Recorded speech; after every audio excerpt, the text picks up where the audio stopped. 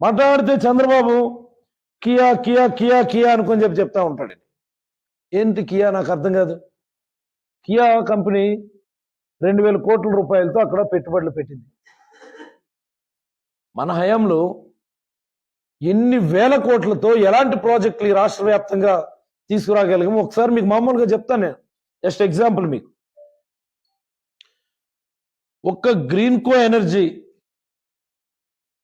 ఒక్క గ్రీన్ ఎనర్జీలోనే 23,000 కోట్ల పైన పెట్టుబడులు తీసుకొచ్చినాం మనం గ్రీన్ ఎనర్జీ డిపార్ట్మెంట్.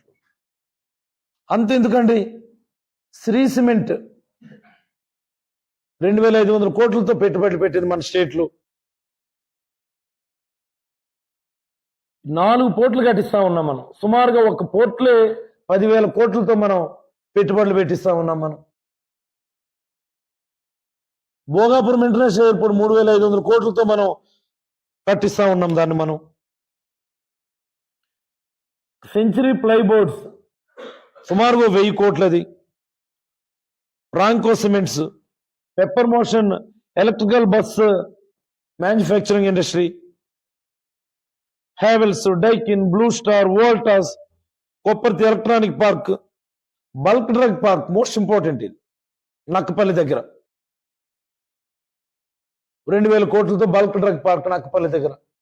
ఇనీషియల్ గా కాకినాడ జిల్లాలో అనుకున్నాం, ఇప్పుడు అది బల్క్ డ్రగ్ పార్క్ నక్కపల్లి దగ్గరకు మార్చినాం మనం. అదాని డేటా సెంటర్ వాళ్ళు గ్రౌండ్ చేసుకోగలిగారా? లేదు కదా, మనమే కదా గ్రౌండ్ చేస్తా ఉన్నాం.